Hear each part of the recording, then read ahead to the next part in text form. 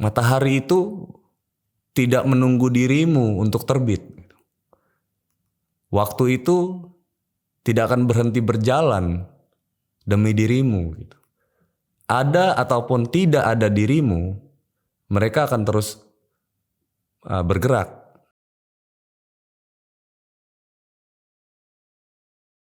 Halo geng, gua Angga. Biasanya dipanggil dengan Angga The Potters. Gue punya band dulu namanya Jenderal sampai sekarang. Orang dulu manggil gue di Lampung tuh Angga Jenderal gitu. Semenjak gue bergabung dengan The Potters, orang lebih mengenal gue dengan Angga The Potters. Gue musisi dan kegiatan gue yang pertama seputar musik, yang kedua gue punya podcast, Angga The Potters Podcast. Oke. Di tangan gue ini ada beberapa kartu, isinya di dalamnya pertanyaan-pertanyaan yang nantinya akan gue jawab gitu. Oke geng, sekarang kita mulai dari pertanyaan pertama ya. Siapakah karakter film atau televisi favorit lo? Kalau untuk cerita ya, kita bilang ini cerita. Kalau untuk cerita itu gue lebih suka untuk story, gue lebih suka film-film atau cerita-cerita yang bergenre kolosal. Artinya kolosal ini ada cerita yang dibuat artinya fiksi, ada juga cerita yang diangkat melalui cerita-cerita nyata gitu, kejadian-kejadian nyata. Ada sih filmnya, judulnya The Messenger. Gue suka karakternya Rasulullah SAW, atau lebih nyaman atau lebih dekat disapa dengan Nabi Muhammad SAW. Kenapa gue suka sama beliau? Kenapa gue cinta sama beliau? Yang pertama, karena beliau adalah contoh yang baik. Contoh yang baik. Karena setiap apapun yang beliau lakukan itu adalah contoh. Kalau di Islam tuh nyebutnya sunnah. Jadi kita lakukan apa yang beliau lakukan, kita dapat pahala. Nah itu kelebihannya. Nggak dilakukan nggak apa-apa gitu. Itu aja kelebihannya. Jadi kenapa Angga suka banget sama karakter itu? Karena beliau adalah contoh yang baik. Kita masuk ke pertanyaan kedua. Apa harapan lo saat berulang tahun terakhir? Ulang tahun terakhir 2020 berarti ya. 2020 itu gue berulang tahun di 7 Agustus 1985. 6 bulan pengumuman pandemi COVID-19. Di Agustus 2020 itu masanya PSBB yang kedua waktu itu diumumkan. Saat itu gue berada di kota Jakarta. Di Depok lebih tepatnya. Gue cuman berharap ketika itu gue pribadi beserta orang-orang yang gue sayangi sehat, bahagia, dan selamat. Hanya itu yang bisa gue harapkan gitu. Ketika itu doa gue hanya itu. Kita lanjut ya ke pertanyaan ketiga. Ketika lo kecil, siapa yang lo cari saat lo sedang merasa takut, kesepian atau sedih? Di rumah itu sosok yang paling menginspirasi gue adalah ayah. Memang gue lebih dekat sama ibu. Tapi karakter yang paling menginspirasi gue, orang yang gue cari, orang yang saat gue merasa takut, saat gue merasa sepi, saat gue merasa sedih adalah ayah.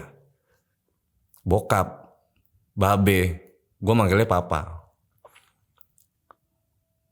Papa udah almarhum 2019, 6 bulan sebelum pandemi beliau meninggal. Di situ gue sangat-sangat merasa kehilangan. Karena di samping beliau adalah orang tua, beliau juga almarhum ini adalah teman berbicara yang sangat-sangat baik gitu. Beliau bisa menerima masukan. Nggak sedikit juga kita kadang suka berbeda pendapat gitu. Dan disitulah serunya. Beliau tidak menampilkan hubungan anak dan bapak itu satu arah, tapi benar-benar dua arah gitu.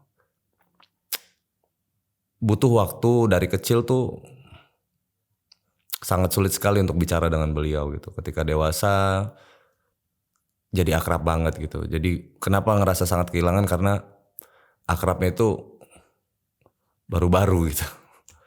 Jadi ngerasa sangat kehilangan ketika beliau meninggal. Kita lanjut ke pertanyaan keempat.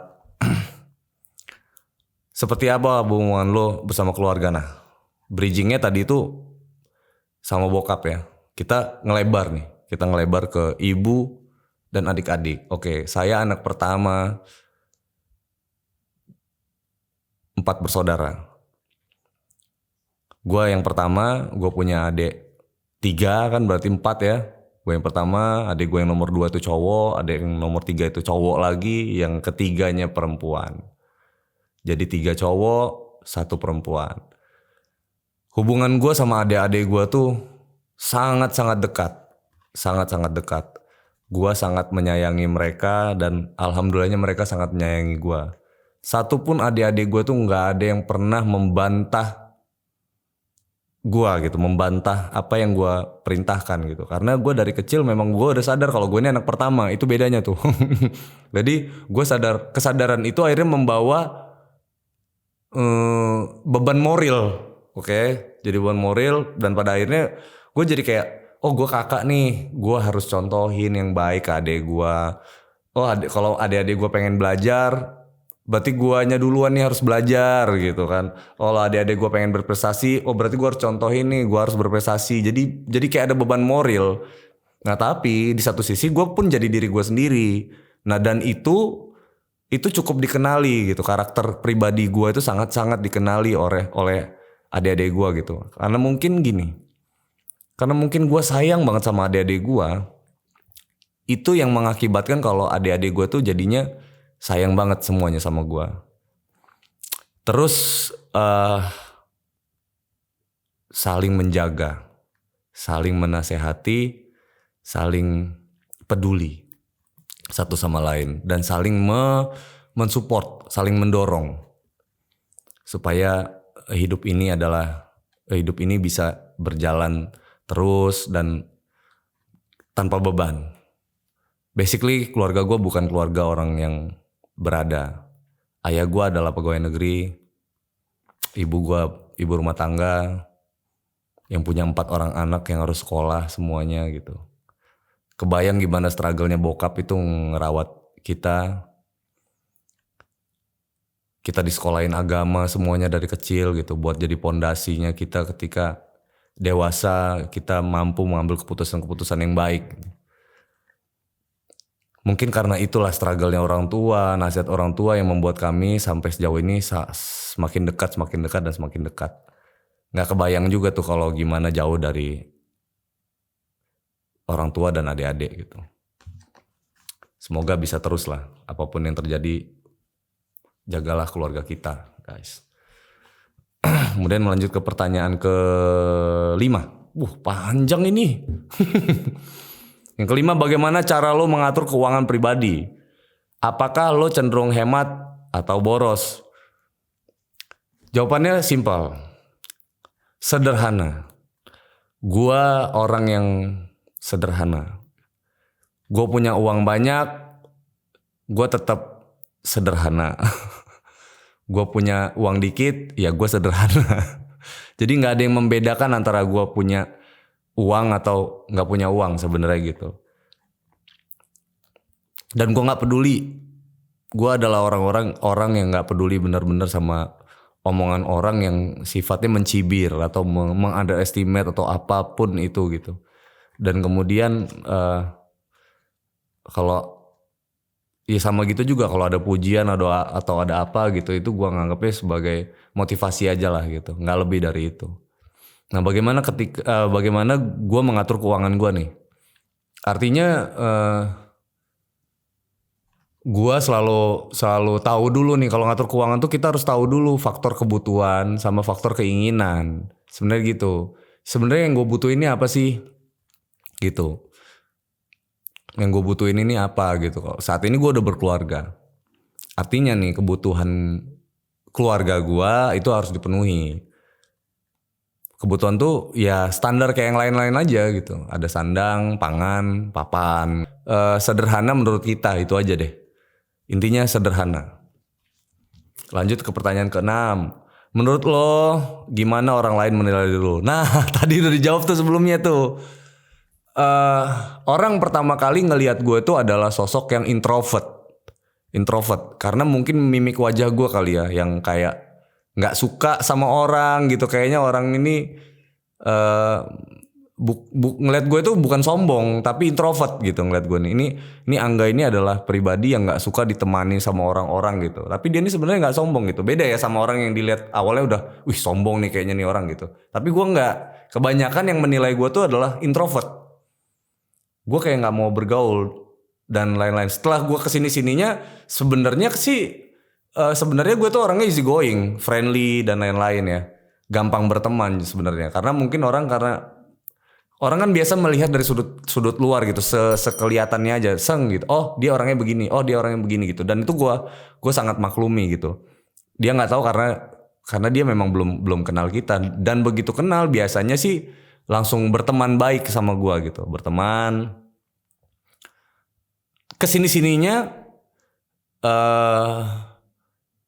image-nya itu tetap ada gitu. Tapi yang perlu diketahui adalah introvertnya gue sekarang yang menurut teman-teman semua dan introvert, kata-kata introvert itu pun keluar dari mulut teman-teman gue yang deket gitu, teman-teman deket gue. Bukan cuma orang yang nggak kenal sama gue. Nah, di mana sudut pandangnya mungkin ini waktunya gue ngejelasin ya. Jadi saat ini gue lebih milih quality gitu, bukan quantity. Jadi kayak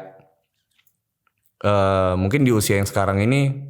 Dulu gue sama temen-temen gue nongkrong terus gitu. Kita nggak peduli tuh mau nongkrong mau sampai jam berapa, terus mau ngomongin apa. Sekarang gue lebih memilah gitu sebenarnya quality. Artinya gue pengennya kalau kita nongkrong ada yang kita bahas gitu. Ada yang visi lah. Artinya kan dulu kan kita nongkrong sama-sama bujang, sama-sama muda. Sekarang kan udah pada punya keluarga gitu, anak-anak kecil ya kan. Jadi akan lebih bermanfaat kalau nongkrongnya ada kualitas gitu. Makanya kesannya jadi kayak milih-milih gitu. Enggak, kalau nongkrong sama ini mau, sama itu nggak mau. Sebenarnya sama aja. Nongkrong sama si B, gue mau. Kenapa? Karena ada quality di situ. Nongkrong sama si A, gue nggak mau. Kenapa? Karena 10 tahun yang lalu kita udah nongkrong kayak gitu terus dan sampai detik ini kita masih nongkrong kayak gini doang gitu. Dan gue nggak bisa gitu. Kalau misalkan mau nongkrong, gue harus ada quality yang harus kita lakuin karena ini fungsinya memang buat masa depan gitu, buat masa depan kita sama-sama.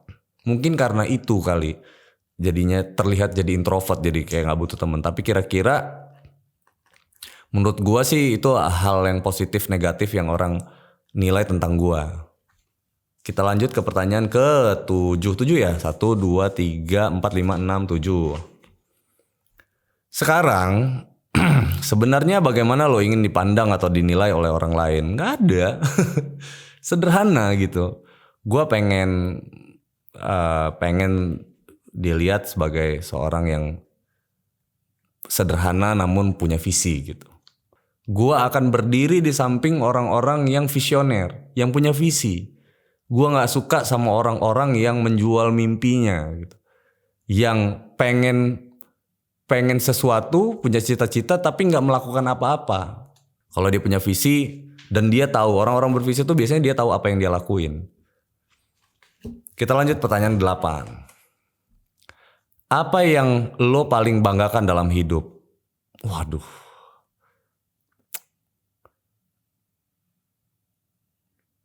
Kalau saat berkeluarga sekarang ya, itu ya anak. Gitu. Sebelum berkeluarga visi tadi gitu. Gua nggak tahu lah ya, mungkin gua adalah anak kecil yang yang selalu bersemangat dan punya visi gitu. Mungkin karena gue punya visi kali ya, karena punya visi itu gue jadi selalu bersemangat gitu. Gue ini unik. Gue kalau nggak punya duit tuh gue santai banget gitu. Gue kalau nggak punya temen pun santai, mungkin karena itu gue juga dilihat introvert gitu. Gue hidup nomaden, gue nggak punya rumah gitu, gue nggak apa-apa gitu. Satu hal yang paling gue takutin adalah gue takut kehilangan semangat gue gitu. Gue takut kehilangan visi gue. Makanya yang paling bisa gue banggain adalah visi gue. Kalau kayak prestasi ya lebih ke pencapaian lah gitu. Tapi itu bukan sesuatu yang gue banggakan. Itu bagian dari apa yang dicapai. Sekarang yang paling gue banggakan adalah anak gue gitu. Walaupun dia belum bisa apa-apa, tapi gue selalu membanggakan dia. Gue berharap ketika dia dewasa, dia bisa jadi manusia yang berguna buat dirinya, buat keluarganya, buat masyarakat, buat agamanya. Itu aja. Lanjut pertanyaan 9. Hal yang terpenting dan orang terpenting nomor 1 dari hidup lo. Hal yang penting dan orang yang terpenting nomor 1 dari hidup lo. Ya yang penting yang pertama adalah, yang paling penting itu adalah bos besar ya, Tuhan Yang Maha Esa, Allah Subhanahu Wa Taala. Yang paling penting ya. Jadi, nah gini. Kalau berhubungan sama gue tuh, karena gue begitu tuh. Hal yang bisa sangat-sangat gue maklumi adalah ketika orang itu bicara tentang Tuhannya gitu. Gue tidak akan berbicara banyak gitu, dan gue pasti oke gitu. Ketika dia bicara tentang, gue nggak peduli dia agamanya mau apa gitu. Ketika dia ada urusan untuk kepentingan keyakinannya, maka gue akan oke, semuanya oke gitu. Kemudian yang kedua adalah ketika dia bicara tentang keluarganya. Oke juga gitu. Dan ketiga baru gue lah. Urusan-urusan di luar Tuhan dan keluarga, itu yang diutamakan dulu. Baru urusan kita gitu. Nah karena gue pun begitu gitu. Ketika ada urusan agama, ketika ada urusan keluarga, itu menurut gue penting. Karena kan kalau ngomongin penting ini kita bicara skala priority. Pertanyaan selanjutnya ya. Apa satu kesalahan yang paling memberi pelajaran berharga dalam hidup lo? Terlambat. Pengalaman yang membawa gua sangat-sangat berharga untuk hal terlambat ini adalah gua pernah terlambat dalam satu pekerjaan gitu.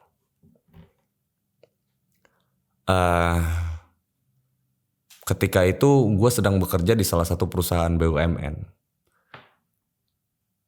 Bos gue waktu itu menunggu gue jam 6 pagi. Itu waktu yang sangat-sangat subuh buat anak band gitu, sebenarnya gitu. Tapi gue okein gitu. Dan kalian tahu nggak? Gue datang ke sana, gue telat 18 menit. 6.18 gue datang. Yang terjadi ketika gue sampai kantor, semua orang udah gak ada, sudah jalan, dan gue ditinggal. Ketika itu gue hubungi bos gue dan beserta tim teman-teman gitu.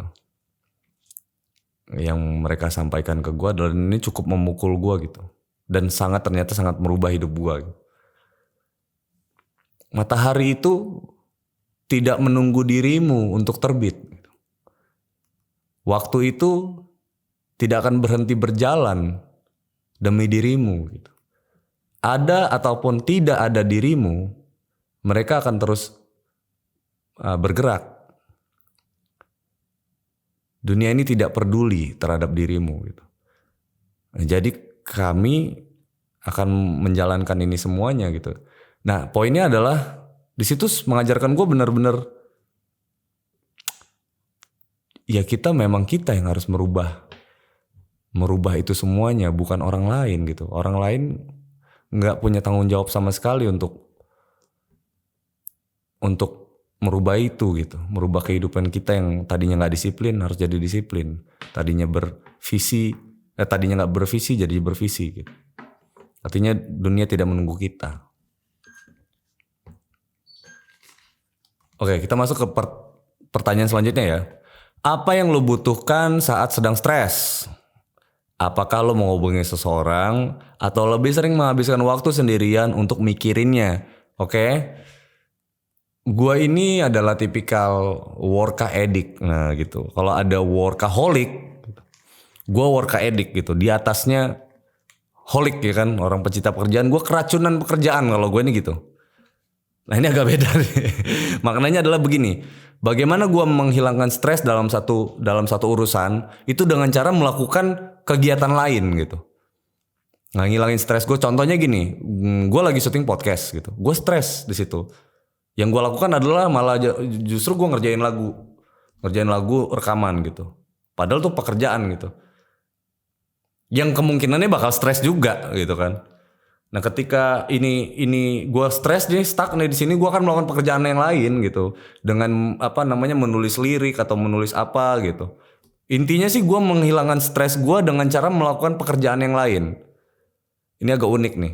Ya karena menurut gue hiburan gue adalah tadi gue bilang pekerjaan workaholic. Pekerjaan apa nggak? Pekerjaan yang gue buat sendiri juga sih gitu kan. Pekerjaan yang nggak ada yang nyuruh gue untuk melakukan pekerjaan itu. Makanya gue bilang ini kerjaan gue bikin sendiri, gue repot sendiri, gue ngurusin sendiri, jadinya kayak gitu. Tapi gue happy gitu. Gue happy. Workaholic. Itu gue. Pertanyaan selanjutnya adalah apa yang membuat lo semangat menjalani hidup sekarang? Keluarga dan orang-orang yang kita sayangin. Karena mereka lah bahan bakar gua untuk menjalani hidup. Mereka lah alasan gua untuk semangat menjalani hidup. Buat gua manusia yang baik itu adalah manusia yang bermanfaat untuk orang lain gitu. Karena nggak ada gunanya juga kita hidup kalau kita nggak bawa manfaat buat orang lain. Untuk itulah kepentingan gue tuh gue taruh di prioritas nomor 3 tadi kan. Setelah Tuhan, keluarga dan baru urusan gue gitu. Urusan gue ini pun yang jelas masih ada hubungannya sama dua hal yang prioritas 1 dan 2 tadi gitu. Artinya kita bicara keluarga ini juga nggak bicara orang-orang yang berhubungan darah juga ya, tapi orang sahabat-sahabat gue gitu udah gue anggap sebagai saudara-saudara gue. Karena kan gue ini sebenarnya kan anak rantau ya. Anak rantau itu musisi dari Lampung, kemudian merantau ke Jakarta, kemudian gue keliling Indonesia untuk main musik. Yang gue cari itu gak cuma sekedar nyari uang dalam musik gitu, tapi nyari sahabat, nyari keluarga, nyari saudara gitu. Gue biasa bertempat tinggal di negeri orang, di provinsi lain gitu. Gue gak punya saudara sama sekali. Tapi gue punya sahabat-sahabat yang memperlakukan gue seperti saudaranya sendiri. Itulah, gue berdiri di atas itu. Gue pengen jadi orang yang punya manfaat untuk orang lain. Tapi bukan berarti dimanfaatin. Beda cerita bro. Selanjutnya ya. Bagaimana pikiran lo mengenai bertambah usia dan menjadi tua? Lucu juga ya. Kocaknya nih. Gue tuh kadang suka nggak mikir kalau udah tua gitu kan. Gue sekarang udah usia segini gitu. Perasaan baru kemarin aja gitu. Mungkin karena gue easy going gitu ya. Karena gue ngejalanin apa adanya gitu. Hidup ini gue nggak gengsian. Gue jalan aja. Gue natural aja gitu. Tiba-tiba gue pikir, udah segini ya. Oh ternyata udah lama juga ya. Oh kayaknya baru kemarin ya gitu. Tapi ketika gue menyadari itu gitu, gue langsung evaluasi. Kalau dia sukses berarti gue mempelajari why, kenapa gue waktu itu sukses. Kalau dia ada hal-hal yang buruk, gue pun mempelajari gitu, mengevaluasi why, kenapa dulu gue melakukan hal yang buruk gitu. Kenapa gue digagal di satu kondisi, kenapa gue bisa berhasil di satu kondisi. Dan itu selalu gue lakukan gitu. That's the point, okay? Kemudian jika lo harus memilih untuk hidup tanpa salah, satu dari panca indera lo, mana yang akan lo pilih? Ini jawab cepat ya. Harus jawab cepat ya. Enggak kan? Hidung. Jadi gue kalau disuruh milih nih, kalau Allah tuh kasih pilihan gitu, enggak, ini gue mau, hidup lo akan enak nih, akan baik-baik aja. Tapi gue kasih pilihan nih, harus ada salah satu panca indera lo yang gak berfungsi. Yang mana yang gak mau difungsiin? Hidung. Gitu. Nah kenapa pilihannya hidung gitu kan? Ya kalau gue ngeliat diri gue yang sekarang, gue suka membaca, gue suka mendengarkan orang lain gitu. Jadi gue nggak mungkin kehilangan mata, gue nggak mungkin kehilangan telinga gitu. Nah karena gue sering melihat dan membaca tadi, itulah sumber pengetahuan gue. Mungkin dengan kehilangan fungsi hidung untuk mencium ini wangi atau enggak gitu, atau kayak gimana gitu, mungkin itu pilihan yang lebih bijak gitu ya, ketimbang nggak bisa melihat atau mendengar gitu.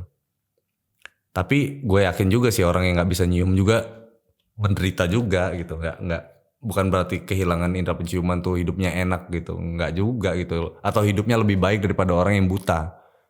Orang tuli lebih baik daripada orang yang buta dan tidak bisa merasakan apa-apa.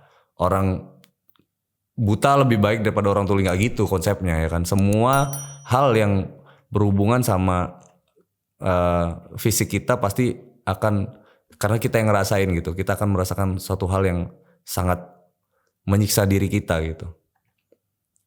Dan gue berharap sih teman-teman semua di sini dalam keadaan sehat semuanya ya, dan bisa berpikir baik dan berguna untuk visi misinya ke depan. Oke, kita masuk ke kertas terakhir.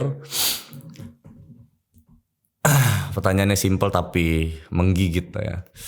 Apakah kamu percaya dengan takdir? Simpel ya. Sangat percaya gitu. Di dalam konsep takdir ini di dalam agama sangat dijadiin prioritas juga gitu. Dalam Islam, orang yang tidak percaya takdir maka dia tidak beriman. Di dalam Islam, dalam agama, kita memang harus mengimani ini gitu. Kita mengimani itu maksudnya kita bicarakan, kita yakini gitu. Kita ucapkan, yakini, lakukan gitu. Pertemuan gua dengan sahabat-sahabat gua, termasuk istri gua gitu, itu semuanya sudah takdir gitu. Beda sama nasib ya. Takdirnya adalah sesuatu yang sudah ditentukan gitu. Untungnya pertanyaannya bagaimana merubah takdir gitu. Untungnya ke situ. Apakah kamu percaya sama takdir? Ya, menurut gua adalah orang-orang yang tidak percaya takdirnya takdir ya. Takdir ini kan unik sih, maksudnya kita belum ngejalanin, tapi orang bilang itu takdir duluan gitu. Kalau ketika sukses, oh itu memang takdirnya sukses gitu. Tapi kita nggak pernah berpikir bagaimana prosesnya dia menjalani kesuksesan. Ada juga karena takdirnya kan unik gitu.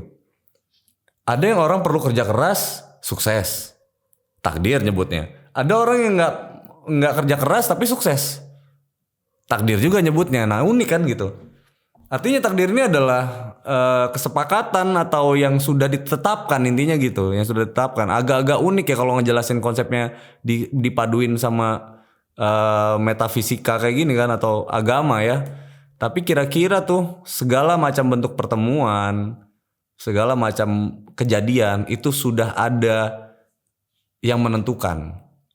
Itu sih menurut gua kalau konsep takdir ya. Dan kita sebagai manusia, gua rasa sih cuma cukup berpikir sesimpel ini deh. Apa yang lo tanam, itu yang lo tuai gitu. Itu yang akan lo terima gitu. Tanam baik akan memanen baik. Tanam buruk akan memanen yang buruk gitu. Kalau udah ketanam buruk, buru-buru minta maaf. Ya kan? Kalau sama orang berarti minta maaf sama orangnya. Kalau urusan sama Tuhan minta maaf sama Tuhannya gitu. Itu aja. Thank you banget ya. Pokari podcast cerita tentang diri. Menarik ya beberapa pertanyaan ini. Mudah-mudahan bisa manfaat buat teman-teman semuanya. Assalamualaikum.